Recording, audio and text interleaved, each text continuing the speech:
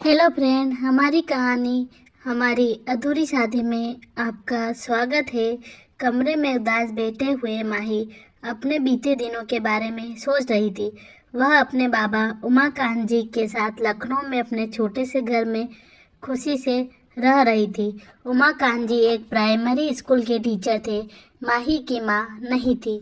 जब वह 11 साल की थी तभी बीमारी की वजह से उसकी माँ का निधन हो गया था।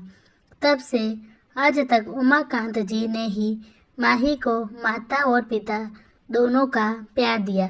उसे कभी किसी चीज़ की कमी नहीं होने दिया।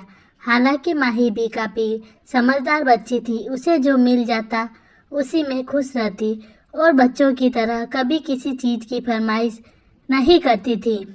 पढ़ाई में काफ़ी तेज थी। 12वीं में वह पूरे ज़िले में टॉप की थी। उतनी ही वह सुंदर और गुणी थी। उम्र के साथ साथ उसकी सुंदरता और भी बढ़ गई थी। जो भी उसे एक बार देखता बस देखता ही रह जाता। रंग इतना गोरा कि मानो दूध में सिंदूर घोल दिया गया हो। दुबला पतला, छह काया, कमर तक लंबे सुनहरे बाल, आवाज़ मानो कोयल कूक रही हो। कहीं घर के कामों में भी निपुण थी। अभी माही के ग्रेजुएशन का दूसरा साल चल रहा था। सुबह उठकर घर के सारे काम खत्म करके वह कॉलेज जाती। वहाँ से लौटकर शाम में वह कुछ बच्चों को ट्यूशन पढ़ाती थी।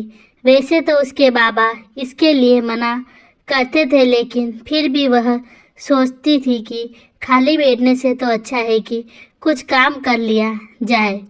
उसके तर्कों के आगे उसके बाबा भी हार मान जाते थे और हंसकर कह देते थे, तुम तो मेरी रानी बिटिया है, जो तेरा मन आए तू कर।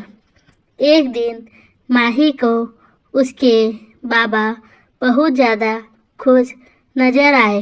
माही, क्या बात है बाबा, आज आप बहुत खुश नजर आ रहे हैं। उमाकांत जी, अरे आ गई बेटा, बैठ, तुझे कुछ बताना है। माही उनके पास बैठ गई। बोलो बाबा, क्या बात है? उमाकांत जी, बेटा, मेरे स्कूल में वर्मा सर है ना, तुम उनसे मिली हो ना? माही, हाँ बाबा। उमाकांत जी, उन्होंने अपने बेटे के लिए तुम्हारा हाथ मांगा है। एक ही बेटा है, वह भी सरकारी नौकरी करता है। माही, पर बाबा, अभी तो मेरी पढ़ाई भी पूरी नहीं हुई है। माही के बाबा, उमाकांत जी, बेटा, उनको तुम्हारी पढ़ाई से कोई एतराज़ ही नहीं है। माही, बाबा, उमाकांत जी, बेटा, मेरा तबीयत भी अब ठीक नहीं रहती है। अपनी ज़िंदगी में ही तुझे दुल्हन बने देखना चाहता हूँ। मैंने पता किया है, लड़का बहुत अच्छा है। फिर रिश्ता सामने से चलकर आया है बेटा। और सबसे बड़ी बात बेटा, उन लोगों को दहेज भी नहीं चाहिए। बेटा, तू तो जानती है ना, मेरे पास दहेज देने के लिए कुछ भी नहीं है। माही, बाबा, आप ऐसा क्यों बोलते हो? मैं दहेज लेने वालों से शादी भी नहीं करने वाली हूँ। उमाकांत जी के आंखों में पानी भर आया। यह देख माही उनके आंसू पोंछकर बोली, ठीक है बाबा, मैं तैयार हूँ। उमाकांत जी उसे अपने गले लगाते हुए प्यार से उसके सर को सहला दिए। मेरी रानी बिटिया, हमेशा खुश रहो। माही शर्मा कर अपने कमरे में चली गई। हर लड़की की शादी को लेकर उसके भी कुछ सपने थे। बचपन में उसे उसकी माँ कहा करती थी कि एक दिन घोड़े पर सवार होकर उसका राजकुमार आएगा और उसे अपने साथ ले जाएगा। वो आंखें बंद करके उस पल को सोचने लगी जब उसका राजकुमार उसे लेने आएगा। वो उठकर अपने अलमारी से एक डायरी निकाली। उस डायरी के कवर पेज पर राधा कृष्ण जी की सुंदर सी तस्वीर थी।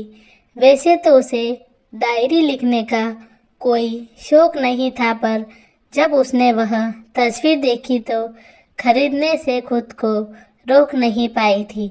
उसने डायरी खोला और उसके पहले पेज पर सुंदर अक्षरों में लिखा, मेरी शादी। उसने तय किया कि अपनी शादी से रिलेटेड यादगार पलों को वह इसमें लिखेगी। उमाकांत जी शादी की तैयारी शुरू कर दिए थे। उनके घर में कोई भी औरत नहीं थी, तो उन्होंने अपने गांव से अपनी एक दूर की बहन को बुला लिया था। आज शादी का दिन था। उमाकांत जी ने मुंबई में रहने वाले अपने दोस्त अमरेंद्र प्रताप सिंह को भी बुलाया था। अमरेंद्र और उमाकांत जी बचपन के मित्र थे। बड़े होने पर अमरेंद्र जी मुंबई जाकर अपना बिजनेस शुरू किए और फिर वहीं बस गए। उमाकांत जी यहीं लखनऊ में रह गए। अमरेंद्र जी की पत्नी वंदना जी सुलझी हुई विचारों वाली औरत थी। उनके 2 बेटे थे, कार्तिक और युग। वे लोग भी आ जाने वाले थे। माही बेसब्री से उनका इंतजार कर रही थी। अपनी माँ के बाद उसे वंदना जी से ही तो माँ का प्यार मिला था। वे लोग हर साल कुछ समय के लिए लखनऊ आते थे, छुट्टियाँ बिताने के लिए। हर बार उनके साथ युग आता था। हम उम्र होने के कारण माही और युग में खूब पड़ता था। दोनों बहुत अच्छे दोस्त थे। दूर रहकर पर भी उनकी दोस्ती मजबूत थी। माही कार्तिक से कभी नहीं मिली थी, क्योंकि वह ना के बराबर ही लखनऊ आया था। माही दुल्हन बनकर तैयार थी। युग बार बार आकर उसे चिढ़ाकर चला जाता। उमाकांत जी तो अपनी बेटी को दुल्हन बना देखकर काफ़ी खुश थे। वंदना जी और अमरेंद्र जी भी माही की भलैया ले रहे थे। बाहर सब मेहमान आ चुके थे। सब बारात के इंतजार में थे। तभी उमाकांत जी को लड़के वालों का फ़ोन आया। फ़ोन पर कुछ देर बात हुई, फिर उमाकांत जी की तबीयत बिगड़ गई। उनके सीने में दर्द होने लगा। माही ने जब अपने बाबा को इस हालत में देखा तो वह भी रोने लगी। वंदना जी उसको चुप करा रही थी। फिर वो बाहर चली गई। कुछ देर के बाद वंदना जी और अमरेंद्र जी ने उमाकांत जी से कुछ बात की। फिर उससे उसकी मर्जी पूछी गई। बाबा के हालत को देखकर उसने भी सब चुपचाप सर झुका लिया। फिर उसकी मांग में कार्तिक के नाम की सिंदूर लग गई। ना कोई उत्साह, ना कोई उमंग। बाबा की भी तबीयत संभल न सकी और वे भी उसे छोड़कर माँ के पास चले गए। माही भी रोते बिलखते वंदना जी के साथ मुंबई आ गई। अमरेंद्र जी उसे संभाल रहे थे। वंदना जी ने तो उसे 1 मिनट के लिए भी अपनी नज़रों से दूर नहीं किया। और युग, उसने तो पूरे समय एक सच्चे दोस्त का फर्ज निभाया, उसका साया बनकर। पर कार्तिक, जिससे उसकी शादी हुई थी, उसने तो अभी तक एक नज़र भी उसे नहीं देखा था। पूरे समय लगा मानो वह उन लोगों के बीच में ही ना हो। और अभी नीचे उन्होंने क्या कहा कि वो शादी को मानते ही नहीं। मैं उनके सामने ही ना आऊं। क्यों बाबा, क्यों मेरे साथ ऐसा हो रहा है? मेरी क्या गलती है? मैंने तो कभी किसी का कुछ नहीं बिगाड़ा है। फिर मेरे साथ ऐसा क्यों हुआ? मुझे हल्दी भी लगी, मेरे हाथों में मेहंदी भी सजी, मेरी मांग भी भरी गई, गले में मंगलसूत्र भी पहनाया गया। फिर भी क्यों मेरी शादी अधूरी रह गई, क्यों बाबा क्यों। और वह बिलक बिलक कर रोने लगी। दरवाजे पर खड़ी वंदना जी भी यह सब सुनकर रोने लगी।